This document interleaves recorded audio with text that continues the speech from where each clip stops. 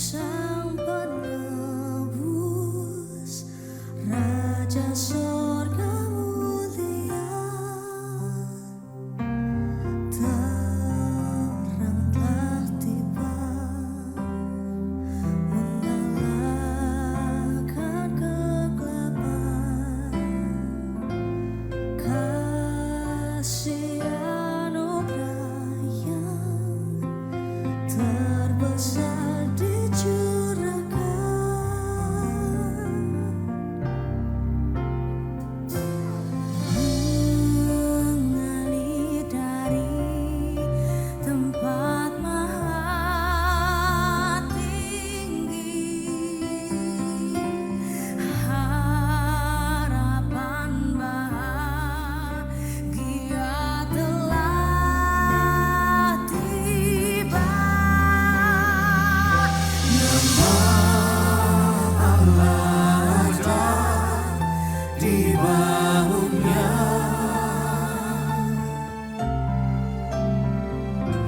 Yesus Kristus Juru Selamat dunia.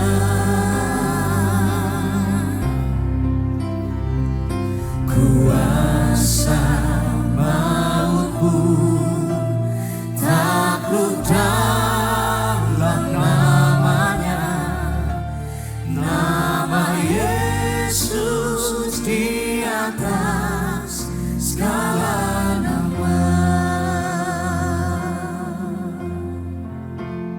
Pada mulanya adalah firman. Firman itu bersama-sama dengan Allah. Dan firman itu adalah Allah. Segala sesuatu dijadikan oleh Dia. Dialah Yesus Kristus.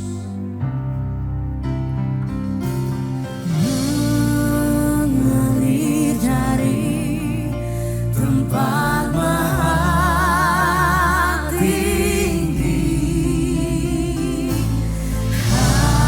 harapan bahagia telah tiba. Nama Allah ada di bahunya. Yesus Kristus Juru Selamat dunia.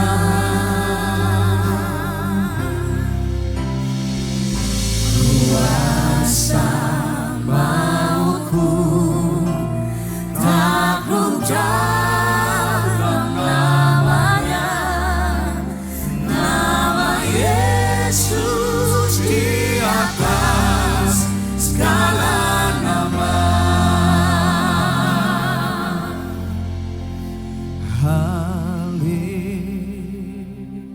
Haleluya, ku diselamatkannya.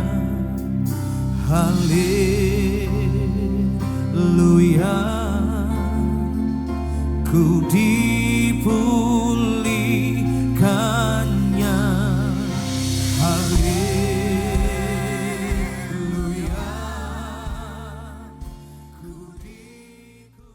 Amin. Tepuk tangan sorak-sorai buat Tuhan kita. Yes, haleluya. Semua tepuk tangan yuk.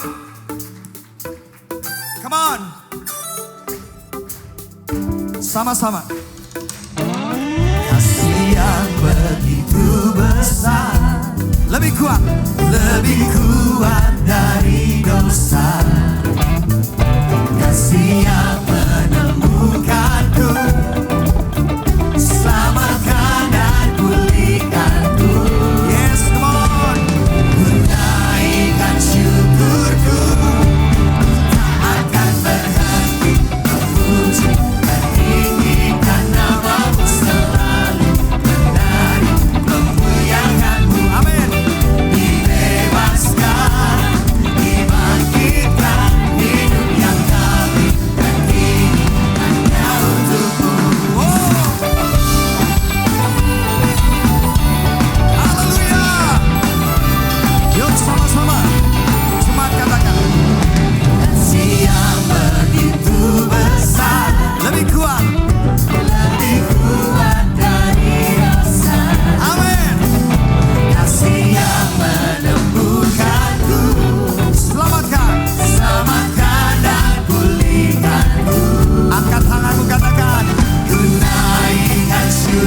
Here we go. Ku tak akan berhenti memuji, meninggikan nama-Mu, selalu menari, memuliakan-Mu. Dibebaskan, dibangkitkan, hidup yang Kau beri, dan ini hanya untuk-Mu.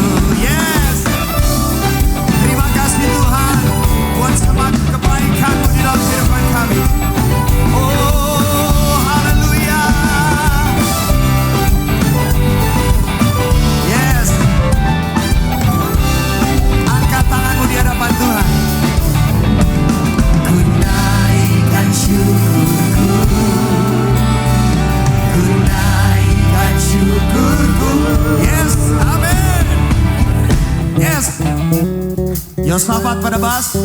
Haleluya. Woo.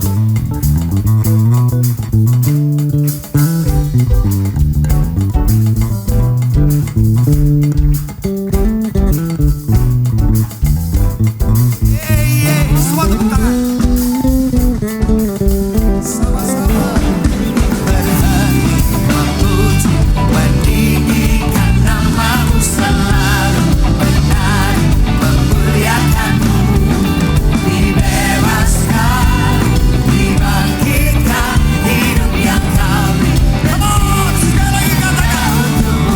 Takkan berhenti memuji, meninggikan nama-Mu, selalu menari, memuliakan-Mu. Oh, dibebaskan, dibangkitkan, hidup yang Kau beri, dan ini hanya untuk-Mu.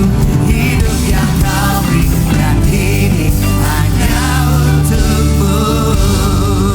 Sorak-sorai tepuk tangan buat Tuhan. Oh, haleluya. Mari dengan setia kita belajar firman Tuhan. Amin. Haleluya. Terima kasih Tuhan. Terima kasih Tuhan. Dalamnya kasih sayang-Mu, Kau tuliskan dalam hatiku, suka dan duka yang ku lewati, indah bersama-Mu Tuhan. Setuju katakan amin. Indah bersama dengan Tuhan. Dalamnya kasih-Mu Tuhan. Dalamnya kasih sayang-Mu, Kau tuliskan dalam hatiku, suka dan duka yang ku lewati, indah bersama-Mu Tuhan. Kasih-Mu, kasih-Mu selalu mengalir, penuhi kehidupanku. Engkau setia menguatkanku, ku bersyukur, ku ada dalam hati-Mu. Berikan tepuk tangan buat Tuhan yang luar biasa. Haleluya. Amin. Ini pujian kami, ini doa kami Tuhan. Kami ada dalam hati-Mu. Dalamnya kasih sayang-Mu, Kau tuliskan dalam hati, suka dan duka, yang ku lewati, indah bersama-Mu. Dalamnya kasih-Mu, dalamnya kasih sayang-Mu, Kau tuliskan dalam hatiku, suka dan duka yang ku lewati, indah bersama-Mu Tuhan. Kita sambut firman Tuhan, bangkit berdiri bersama.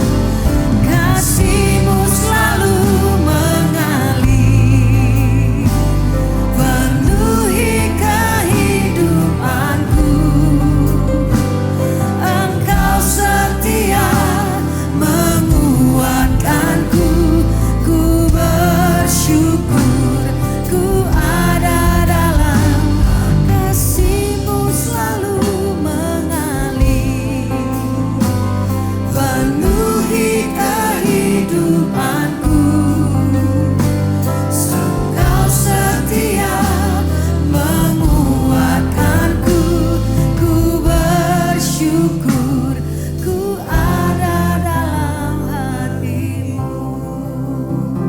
Kasih-Mu Tuhan, kasih-Mu selalu mengalir. Nyatakan pada Tuhan, Engkau setia menguatkan kaki-kaki kami, menguatkan hati kami. Ku bersyukur ku ada dalam kasih-Mu selalu mengalir, penuhi kehidupanku. Amin. Engkau setia menguatkanku, ku bersyukur ku ada dalam hati-Mu. Mari buka tanganmu lagi berkata, kasih-Mu selalu mengalir, penuhi kehidupanku. Engkau setia menguatkanku, ku bersyukur ku ada dalam kasih-Mu selalu mengalir, penuhi kehidupanku. Amin. Engkau setia menguatkanku, ku bersyukur ku ada dalam hati. Kami bersyukur Tuhan, ku bersyukur ku ada dalam hati-Mu. Ku bersyukur ku ada dalam hati-Mu. Haleluya, haleluya Yesus. Inilah kami di hadapan-Mu Tuhan. Seringkali kami salah menafsirkan setiap apa yang Kau kerjakan dalam hidup kami. Seringkali Tuhan kami salah menilai apa yang Kau lakukan dalam setiap hidup kami. Seringkali kami berjalan menurut apa yang menjadi pikiran kami. Dan biar Tuhan pada pagi hari ini kami mau mendudukkan kembali setiap hati dan pikiran kami di bawah otoritas daripada kuasa firman-Mu. Karena hanya firman-Mu itu Tuhan yang akan meluruskan setiap jalan hidup kami. Karena Engkau ada dalam setiap hati kami dan kami ada dalam setiap hati-Mu Tuhan. Supaya hari ini Tuhan kami boleh memahami tentang rancangan dan rencana-Mu. Karena tidak pernah kebetulan ketika Engkau menempatkan kami ada di dunia ini. Ada sesuatu yang harus kami kerjakan bagi-Mu Tuhan. Keluarkan kami daripada zona nyaman kami. Keluarkan kami daripada rasa ego kami Tuhan. Supaya kami boleh mengambil setiap rancangan-Mu yang ajaib. Supaya kami menjadi satu bagian Tuhan untuk menyelamatkan dunia ini daripada kebinasaan melalui setiap pola hidup kami. Berbicaralah kepada kami, Engkau rangkai setiap kebenaran firman-Mu dan Kau ukir dalam setiap hati kami. Karena setiap firman yang ada dalam hati kami itu akan mempengaruhi cara berpikir kami Tuhan. Tapi jikalau hari ini firman itu tidak ada dalam hati kami, cara berpikir kami akan kami ambil dengan cara berpikir dunia. Tutup bungkus kami Tuhan dengan kuasa darah-Mu, supaya firman yang kami dengar Tuhan, firman ini tidak dicuri oleh si jahat. Di dalam nama Tuhan Yesus Kristus, kami siap untuk mendengarkan firman-Mu Tuhan. Haleluya. Amin. Silakan duduk saudara, shalom. Puji Tuhan, pagi hari ini kita ada lagi di dalam rumah Tuhan. Dan pagi hari ini kita akan melihat sebuah kebenaran firman Allah. Supaya kebenaran firman Allah ini akan menjadi satu panutan atau satu patokan dalam setiap hidup saudara dan saya. Nah mungkin Bapak Ibu Saudara dan saya hari ini ketika kita ada di tempat ini, ada gejolak hati kita, ada yang namanya mungkin keluh kesah, ada namanya kegalauan dalam hati saudara dan saya. Dan bagi saya itu adalah sesuatu yang logis. Tapi pagi hari ini coba kita sikapi supaya kita boleh menangkap setiap firman Allah itu dengan jelas. Supaya ketika kita pulang dari tempat ini ada satu kepuasan dalam setiap hati saudara dan saya. Karena selama kita hidup di dunia ini yang namanya manusia tidak pernah merasa puas. Tapi jikalau saudara dan saya coba memahami tentang isi firman Allah, maka saudara dan saya pasti akan memahami cara kerja Allah di dalam hidup saudara dan saya. Di mana Tuhan itu tidak pernah merancang sesuatu yang jahat. Ingat, jikalau hari ini ada dalam pikiran kita, kemudian kita berkata bahwa Tuhan itu jahat, kenapa hidup saya seperti ini? Mari Bapak Ibu Saudara kita buang itu, supaya hari ini kita mengalami sesuatu yang namanya perubahan hidup. Nah Bapak Ibu Saudara, pagi hari ini saya mau bicara tentang satu tema yang saya mau bicara tentang peacemaker. Yaitu pembawa damai. Nah kenapa saudara dan saya hari ini kita harus jadi peacemaker? Kenapa saudara dan saya harus menjadi pembawa damai? Sebuah konsep peacemaker atau pembawa damai bagi dunia sangat jauh berbeda dengan konsep pembawa damai yang ada Tuhan rancangkan. Kalau bagi dunia dia merasa kalau dia menjadi pembawa damai, kekuasaan yang dia akan kerjakan. Kita tahu bahwa ada negara adidaya yang dia berkata bahwa dia adalah pembawa damai di dunia ini. Kemudian dia menekan semua negara-negara yang lain untuk dibawa otoritas atau kekuasaan dari dia. Dan itu memang berhasil, itu sukses. Tapi yang mengalami tekanan itu satu saat pasti akan mengalami sebuah pemberontakan. Nah beda dengan konsep yang dikatakan pembawa damai di dalam firman Allah. Nah Yesus yang kita sembah adalah Allah yang disebut Raja Damai. Raja Damai yang Yesus canangkan, yang Yesus rancangkan. Bukan di dalam sebuah kekuasaan yang otoriter, tetapi rancangan Yesus di dalam membawa damai bicara tentang kasih.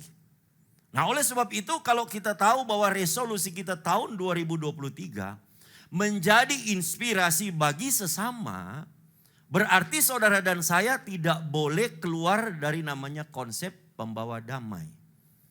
Jadi dimanapun saudara pergi dan berada, kita ini adalah pembawa damai. Kita adalah peacemaker, bukan troublemaker. Memang mungkin ada yang namanya salah pendapat, salah paham satu dengan yang lain. Tetapi tidak perlu kemudian kita ribut dan bertengkar.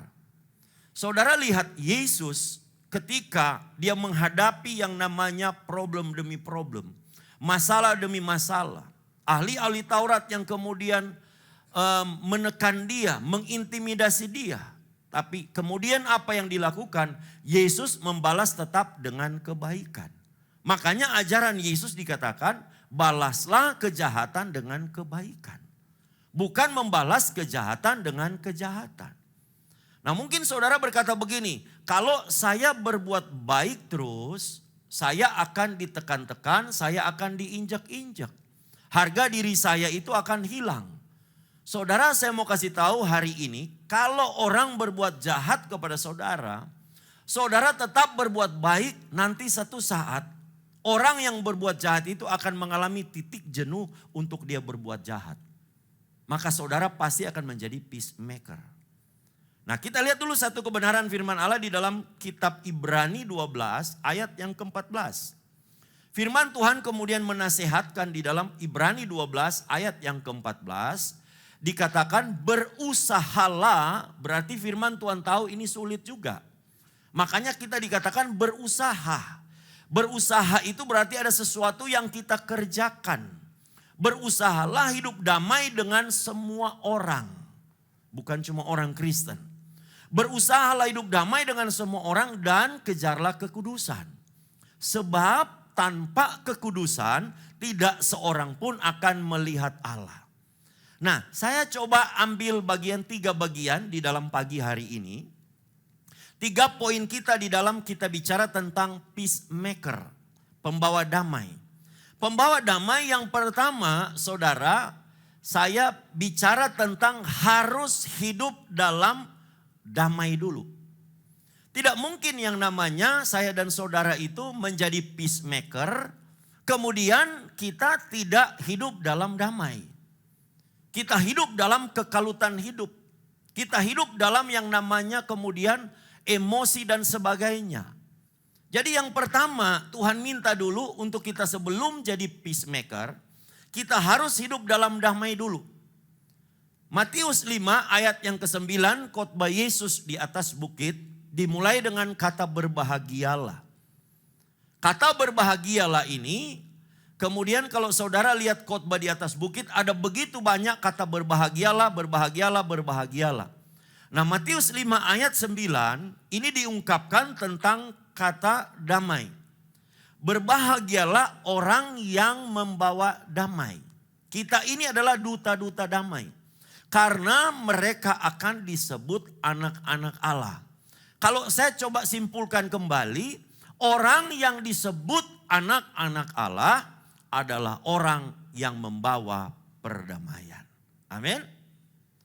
Nah kemudian saudara berkata begini, loh kalau saya akan disebut hidup dalam damai, damai seperti apa dulu? Karena ada banyak kemudian orang berkata begini, oh kalau kamu hidup damai ketika kekayaanmu sudah mencapai jumlah sekian, kamu hidup damai. Bukan seperti itu, ketika mungkin kau punya properti yang banyak, engkau akan hidup damai. Nah konsep hidup damai dulu saudara, saya mau bicara tentang poin yang pertama, bahwa saudara dan saya harus dulu berdamai dengan diri saudara sendiri. Ada banyak sekarang orang Kristen, dia tidak pernah berdamai dengan dirinya sendiri. Kenapa saya katakan seperti itu? Saya pun pernah mengalami. Saya pernah komplain sama Tuhan. Saya musuhi diri saya sendiri. Kenapa saya dilahirkan dari orang Tionghoa Manado? Kenapa saya tidak dilahirkan dari orang barat sana? Yang hidungnya mancung. Ya kan? Yang bodinya bagus. Kulitnya keren. Pakai baju itu mantep. Seringkali kita seperti itu. Tapi di dalam satu titik Tuhan ingatkan saya. Engkau harus bisa berdamai. Menerima dirimu apa adanya, itu berarti kita sudah berdamai dengan diri kita sendiri. Ada banyak orang kemudian membenci dirinya sendiri. Kenapa aku gendut? Mohon maaf yang gemuk-gemuk. Tapi kalau ada orang yang kemudian dia berdamai dengan dirinya sendiri, dia akan berkata begini. Orang berkata kamu gendut. Tapi dia akan berkata gendut tapi seksi. Nah, dia menerima dirinya sendiri. Tapi ketika kemudian ada statement, ada bahasa kemudian orang berkata dia gendut, kemudian dia pulang, dia renungkan dan dia berkata kenapa ya Tuhan ciptakan aku gendut. Saudara, Tuhan tidak pernah menciptakan Anda gendut. Mulut Anda yang menciptakan Anda gendut. Setuju ya? Ada orang bilang begini, Pak, aku ini sulit kurus. Aku minum air jadi daging. Saya pikir ini mesti dipelajari di dunia kedokteran. Apakah air menyebabkan lemak bertumbuh? Nah, ini saudara. Aku minum air jadi daging katanya. Aku jadi gendut. Orang tidak bisa berdamai dengan dirinya sendiri. Kemudian dia berkata, "Kenapa Tuhan? Aku hari ini susah dan saudaraku itu kaya." Itu berarti ada sesuatu bahwa dia sedang memusuhi dirinya sendiri. Tidak mungkin dia akan menjadi yang namanya peacemaker kalau dia tidak menerima keadaan dirinya sendiri. Jadi kunci yang pertama Bapak Ibu Saudara, supaya saudara bisa hidup dalam damai, terimalah dirimu apa adanya hari ini. Ini mohon maaf yang oplas-oplas, ini yang membuat plastik jadi mahal. Ini karena banyak yang operasi plastik. Tapi yang kalau sudah dioperasi ya sudahlah. Cuma nanti kalau di sana Petrus waktu periksa saudara, waktu menghadap, dia nggak kenal loh, siapa kamu ya? Dulu kok aku kirim ke dunia nggak model begini. Saudara karena sudah banyak dioplas. Operasi plastik saudara. Seringkali tidak bisa menerima keberadaan diri dia apa adanya. Nah saudara dan saya hari ini jadi konsep yang pertama menerima diri kita apa adanya. Karena itu yang dikehendaki Tuhan, kita hari ini ada seperti ini, kita jadi diri kita seperti apa adanya. Yang kedua untuk bisa hidup dalam damai, saudara dan saya, Jangan memikirkan hal-hal yang terlalu tinggi. Jangan memikirkan hal-hal yang tidak bisa kita jangkau. Makanya kita hilang damai. Kita coba membandingkan kenapa orang itu jadi kaya, aku model seperti ini. Kenapa orang itu terkenal, aku itu model seperti ini. Dia akan terjebak hidupnya seperti itu untuk kemudian memikirkan hal-hal yang jauh di atas dia. Sedangkan apa yang di hadapan dia tidak pernah tekuni hidup secara baik dan benar. Jadi saudara, konsep yang pertama untuk kita jadi peacemaker, menjadi pembawa damai, kita harus hidup dalam damai dulu dengan diri sendiri dan jangan banyak memikirkan jauh ke depan yang tidak perlu kita pikirkan. Kapan aku ke bulan? Mimpi aja tidur ke bulan, pasti saudara sudah ke bulan. Seringkali kita mulai memikirkan apa yang tidak perlu kita pikirkan. Kapan saya jadi kaya? Kapan saya terkenal? Malas iya, kapan bisa kaya? Kalau orang kaya pasti rajin. Orang terkenal kerjanya ulet. Nggak mungkin saudara duduk diam. Tidak seperti itu. Jadi saudara, ini dua konsep untuk hidup dalam damai. Pertama, menerima diri kita apa adanya. Karena ada kekuatan Allah yang Allah berikan dalam hidup saudara dan saya. Untuk kita praktekkan dalam setiap hidup kita. Dan tiap-tiap orang itu pasti punya rancangan yang berbeda dari Tuhan. Yang kedua kita lihat. Matius 5 ayat yang ke-8. Matius 5 ayat 8 kemudian berkata begini. Berbahagialah orang yang suci hatinya, karena mereka akan melihat Allah. Saudara, Tuhan bicara di dalam sini dikatakan berbahagialah orang yang suci. Kata suci berarti kata kudus. Tadi di dalam Ibrani 12 ayat 14 dikatakan berusahalah hidup damai dengan semua orang dan kejarlah kekudusan. Nah saudara mungkin berkata begini, untuk hidup sekarang gak usah kudus-kudus deh. Gak perlu kudus. Saudara, jelas firman Tuhan ini berkata, kalau kita menjaga kesucian hati, kekudusan hidup, maka kita akan melihat Allah. Karena Allah konsepnya kudus. Saudara, hari ini saya tahu banyak godaan dalam hidup saudara dan saya yang membuat kita jauh dari kekudusan. Ini media sosial. Media sosial ini ngeri saudara. Saya ini gembala media. Jadi kadang-kadang mohon maaf, saya jadi polisi saudara, cari-cari media sosial saudara. Apa yang saudara lakukan di media sosial. Saudara, di Facebook itu ngeri juga. Banyak hal-hal yang cabul. Kalau kita nggak protek, bahaya. Di TikTok juga sama saudara. Yang sedang membawa pikiran saudara itu masuk dalam percabulan. Kemudian ada orang ngomong begini, itu kan pikiranmu aja yang kemudian pikiran cabul. Kita ini masih darah dan daging. Hamba Tuhan pendeta juga masih manusia. Masih ada keinginan. Tapi perlunya saudara, kalau saudara sadar bahwa kemudian kesucian hidup saudara dan saya harus kemudian saudara jaga, yaitu dengan apa saudara? Gak mesti juga kemudian saudara doa terus, berarti saudara kudus. Bukan. Nah konsep kekudusan itu Bapak Ibu Saudara, bukan kemudian kita dikit-dikit doa. Kita dikit-dikit kemudian penyembahan bahasa roh, bukan. Konsep yang katanya sebuah kekudusan berarti kita harus hidup di dalam rancangan Tuhan yang ajaib. Kita masuk di dalam rencana Dia yang ajaib. Kita jangan pernah jauh dari Dia, itu namanya kita dekat dengan kekudusan. Ibrani 12 ayat 15 kita lihat firman Tuhan berkata seperti ini. Ibrani 12 ayat 15, jagalah supaya jangan ada seorang pun menjauhkan diri dari kasih karunia Allah. Kita sudah diselamatkan dari kasih karunia Allah. Jangan kita jauh dari situ. Kemudian dikatakan agar jangan tumbuh akar yang pahit, yang menimbulkan kerusuhan dan mencemarkan banyak orang.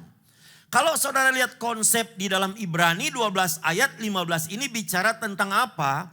Bicara tentang tumbuh akar yang pahit, bicara tentang hati. Makanya saudara bicara tentang kesucian, bicara tentang kekudusan, tidak pernah jauh dari hati manusia. Yang bisa tahu hati manusia hanya Allah. Yang bisa tahu keberadaan hati saudara dan saya itu hanya Tuhan. Tidak ada satupun manusia yang tahu hati daripada manusia yang lain. Saya tidak pernah tahu hati istri saya, walaupun itu pasangan hidup saya. Saya tidak pernah tahu hati daripada anak saya, walaupun itu darah daging saya. Tetapi Tuhan, Dia tahu keberadaan daripada hati manusia. Nah, akar pahit itu bicara tentang hati manusia. Makanya saudara, ketika kita tidak hidup dalam damai, kemudian kita mulai komplain hidup kita, maka akar pahit mulai masuk dalam hati saudara dan saya.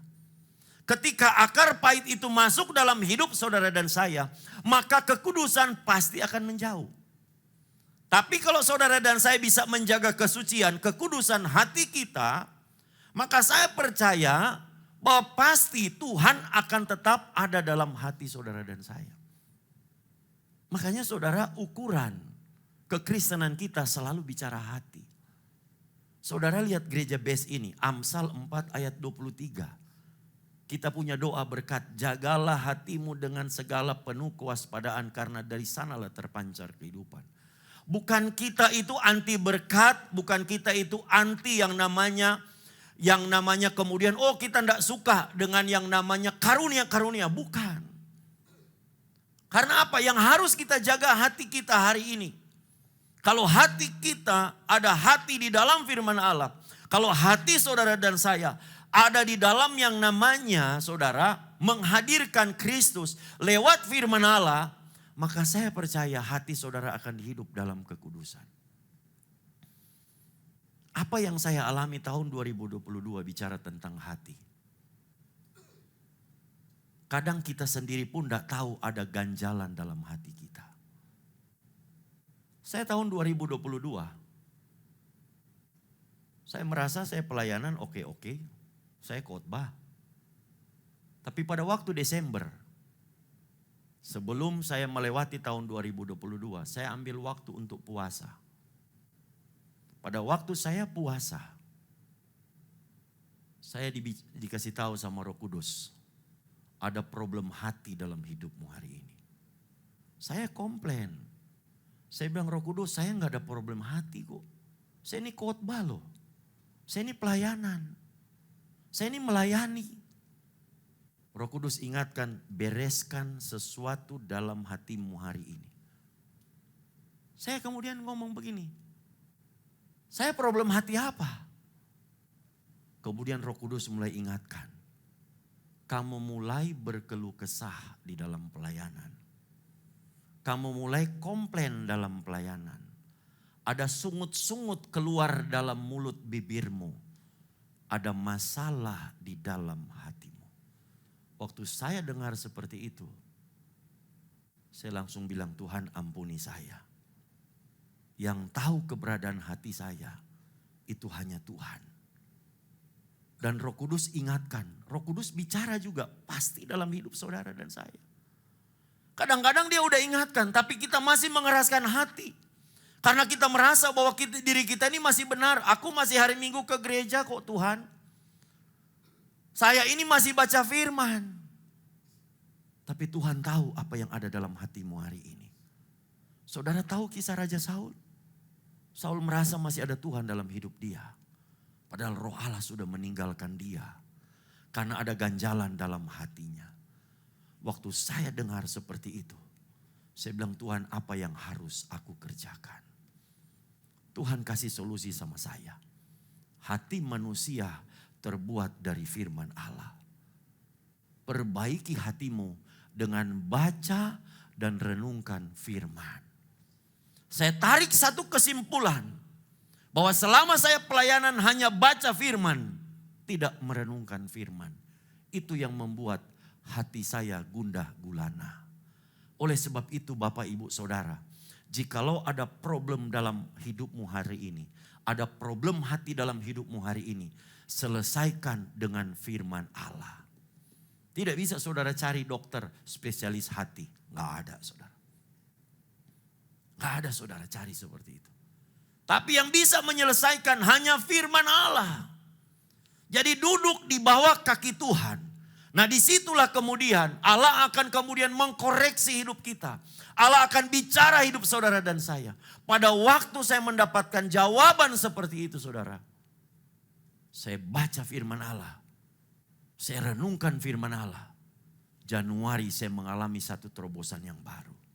Saya mengalami pemulihan. Dan saya katakan terima kasih Tuhan. Itu bukti tanda kasih Tuhan. Bahwa Tuhan tidak pernah meninggalkan hidup saudara dan saya. Yang cuma Tuhan minta hari ini. Punyalah kepekaan. Supaya kita bisa masuk di dalam kekudusan hidup. Amin. Kekudusan hidup itu saudara, yang tadi saya katakan bukan saudara tiap minggu puasa, pujian dan penyembahan, tidak. Tapi ketika saudara menjaga kata-kata saudara yang keluar, itu juga menjaga kekudusan hidup. Berapa banyak hari ini saudara dan saya, seringkali kita gagal di dalam perkataan kita. Kita lihat satu firman Tuhan, Mazmur 26 ayat yang ketiga. Mazmur 26 ayat yang ketiga berkata begini. Sebab mataku tertuju pada kasih setiamu. Orang yang menjaga kekudusan hidup pasti mata dia tertuju hanya kepada kasih setia Tuhan. Dan aku hidup dalam kebenaranmu. Hidupnya di dalam kebenaran firman Allah. Makanya saudara lihat gereja ini memberikan satu solusi. Tuhan berikan satu solusi. Untuk masuk dalam kekudusan Tuhan, saudara harus lakukan namanya mega project karakter Kristus. Kalau karakter Kristus sudah berakar dalam hidup saudara dan saya, saudara enggak usah takut. Itu saudara sudah masuk dalam kekudusannya Tuhan. Jadi yang kedua bicara tentang mengejar kekudusan. Kekudusan itu harus dikejar. Saudara mungkin berkata begini, tidak mungkin tiap hari aku hidup kekudusan. Saya setuju. Saya pun sama seperti itu. Tapi setiap malam sebelum kita menutup hari, saudara duduk di bawah kaki Tuhan, bereskan dengan Tuhan. Kalau ada sesuatu yang salah, saudara lepaskan itu semua. Minta ampun sama Tuhan. Maka saya percaya pasti Tuhan akan mengampunimu dan engkau menyelesaikan hari itu dengan Tuhan yang hadir dalam hidupmu. Kekudusan menjadi milik bagian saudara dan saya. Yang ketiga, kalau yang pertama hidup dalam damai, yang kedua mengejar kekudusan, yang ketiga hidup dalam rencana Tuhan. Saudara mungkin berkata begini, Pak Roy, aku bisa tahu bagaimana rencana Tuhan dalam hidupku. Saudara seringkali kita punya rencana kita sendiri. Seringkali kita punya planning diri kita sendiri. Makanya kalau saudara lihat, seringkali saya katakan banyak orang Kristen hidupnya poco-poco. Saudara tahu poco-poco? Poco-poco itu maju 1, mundur 2. Maju 3, mundur 2. Dia jalan di tempat. Kelihatan kekristenannya begitu. Oh saya melayani. Tapi dia tidak dalam progres rencana Tuhan. Saudara saya mau kasih tahu hari ini saudara. Tuhan itu punya rencana dalam hidup saudara dan saya itu beda-beda. Dulu saya sempat komplain, marah sama papa saya. Karena saya SMP, papa saya bangkrut. Saya punya cita-cita sekolah di Amerika. Itu cita-cita saya dulu. Tapi akhirnya gagal. Papa saya cuma bisa menyekolahkan saya sampai SMA. Kuliah saya dibayari orang untuk kuliah. Dan tidak selesai sampai semester 5 saja. Saya punya cita-cita ke Amerika. Tapi kemudian apa yang terjadi? Waktu saya jadi hamba Tuhan. Tuhan bawa saya sampai Amerika, sampai Australia, sampai China. Saudara waktu satu kali saya di Sydney. Saya sedang duduk-duduk di taman. Saya sedang menikmati kopi. Taman sana kan luar biasa saudara. Tiba-tiba seperti suara berkata begini. Bukankah dulu sebuah kerinduan dalam hidupmu? Engkau mau sampai ke Amerika. Keliling kemana-mana, sekolah. Hari ini aku sudah menggenapi setiap apa yang menjadi keinginanmu. Tapi bukan sekolah, tapi engkau masuk dalam rencanaku untuk membawa orang-orang masuk dalam pertobatan. sampai ke seluruh dunia. Saya nangis saudara. Saya bilang terima kasih Tuhan. Pagi hari ini, siang hari ini kadang-kadang coba kita berpikir. Mungkin hari ini kita sedang komplain sama Tuhan. Kita mungkin mulai berkata, Tuhan kenapa hidupku seperti ini? Tapi nanti mungkin 1 tahun, 2 tahun ke depan. Saudara akan melihat Tuhan akan feedback jauh hari ini duduk kita. Dan Tuhan akan berkata, bukankah aku sudah merancang sesuatu perencanaan yang baik dalam hidup saudara dan saya.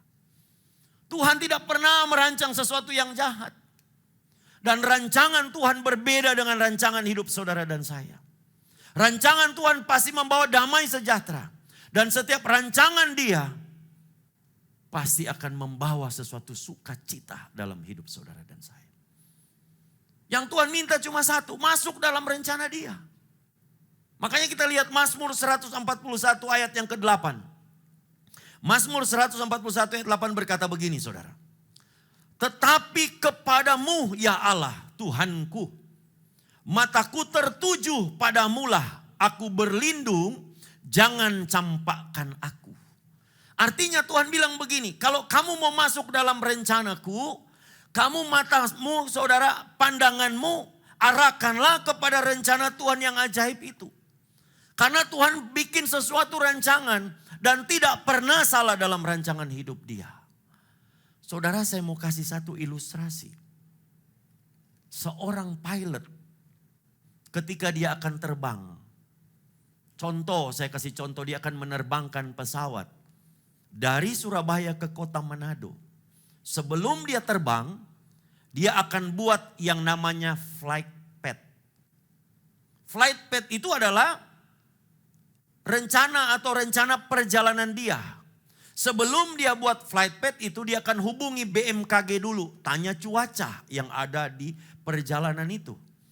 Ketika dia sudah mendapatkan informasi itu, maka mulailah dibuat flight pad itu. Melewati ini jangan ada awan yang besar, ada ini. Kemudian dia mulai lihat ketinggian seperti itu. Itu dirancang sama dia. Ketika selesai dia buat flight pad itu, maka dia menerbangkan pesawat itu sesuai dengan flight pad itu.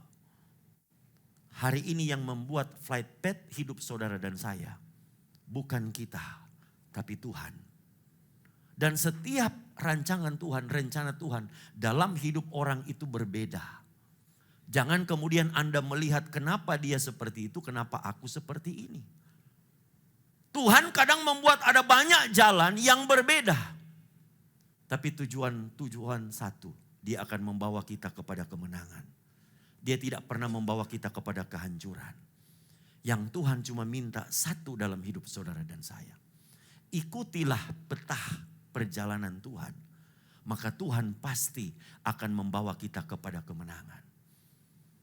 Musa ketika dia dibuat peta perjalanan oleh Tuhan untuk masuk di tanah Kanaan. Mungkin Musa berpikir dia punya peta perjalanan yang lain yang lebih dekat.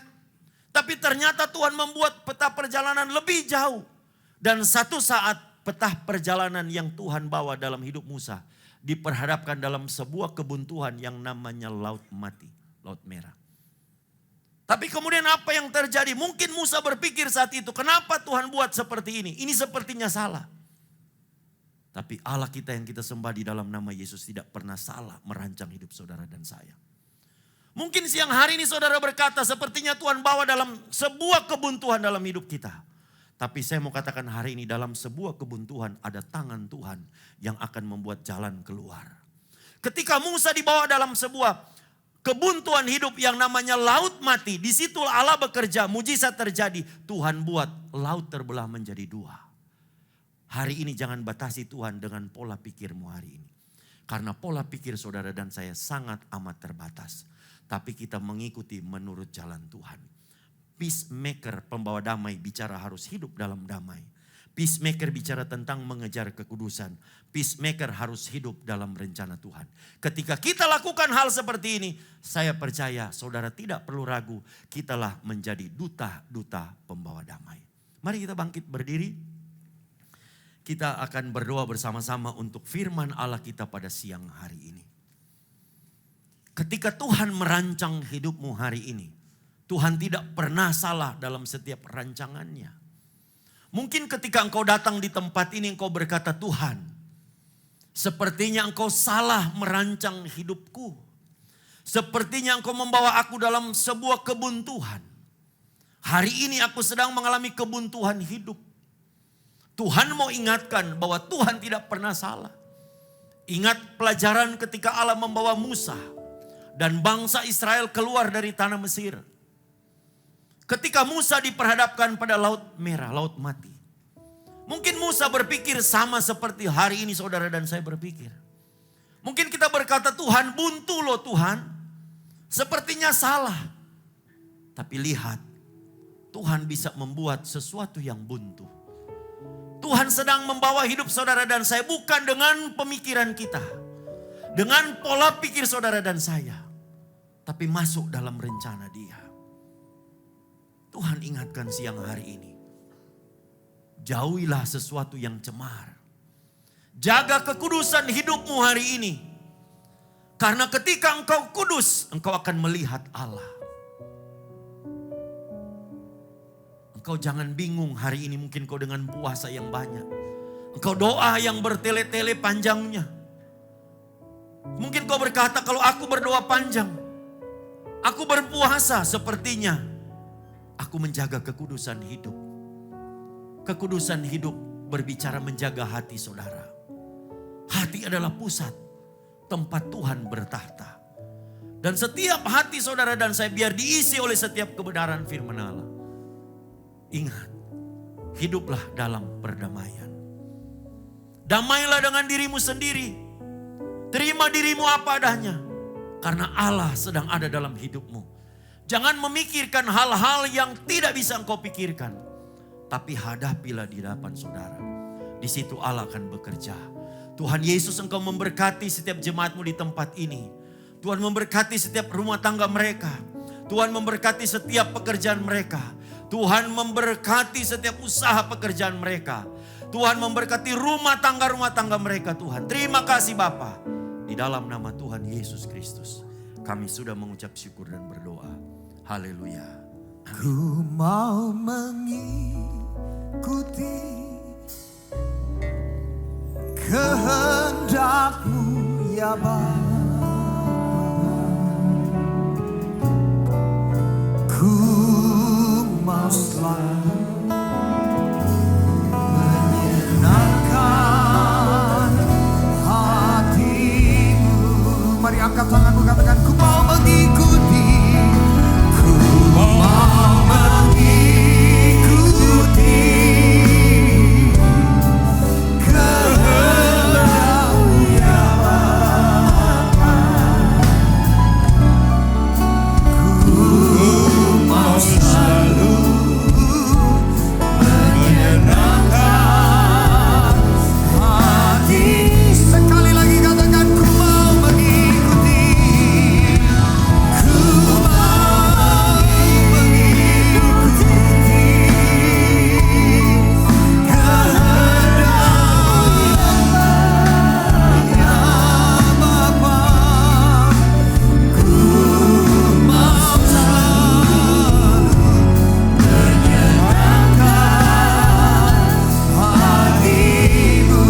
Ku mau selalu, ku mau selalu menyenangkan hati-Mu. Ku mau selalu menyenangkan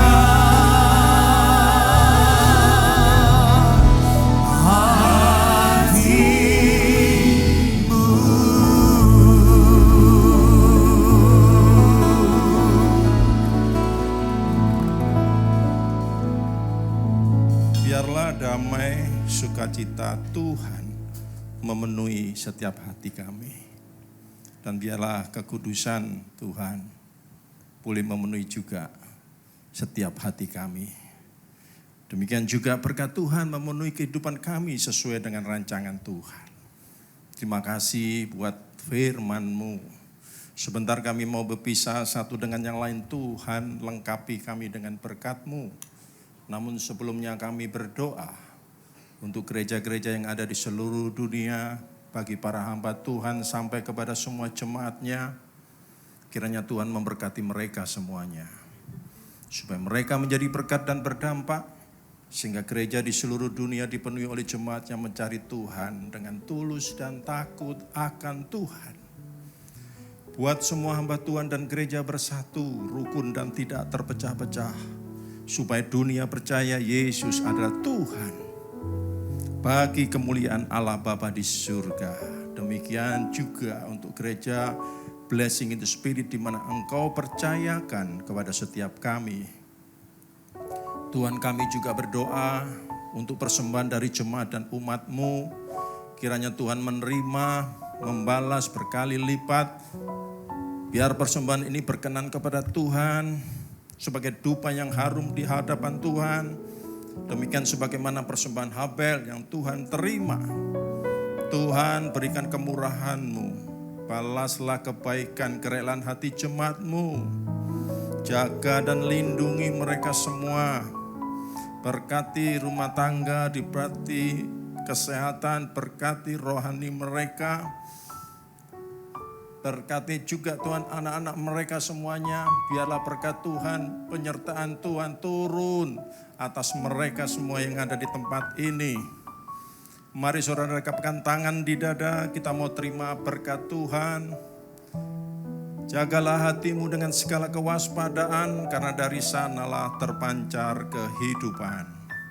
Jemaat yang dikasihi Tuhan, pulanglah.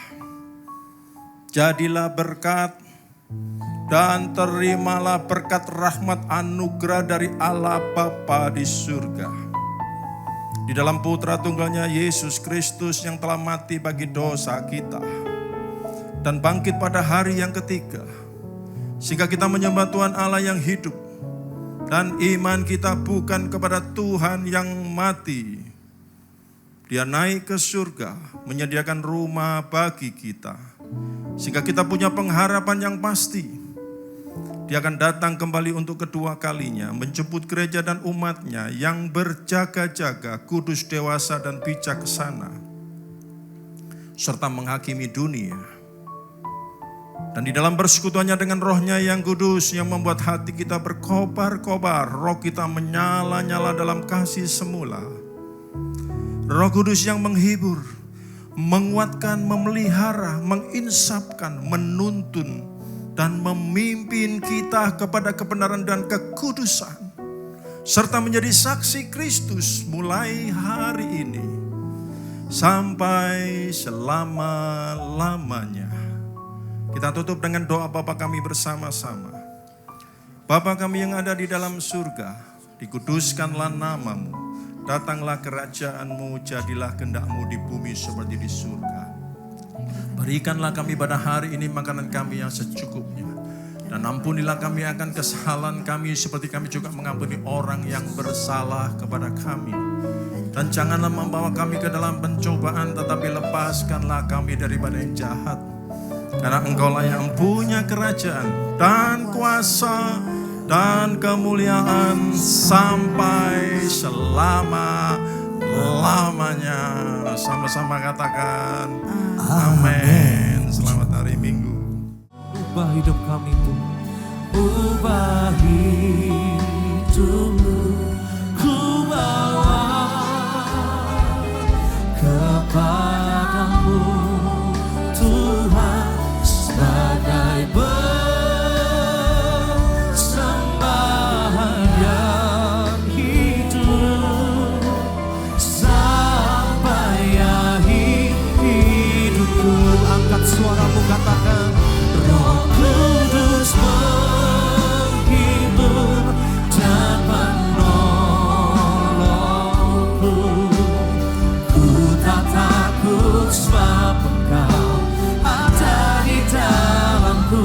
Kau ubah dukaku menjadi sukacita.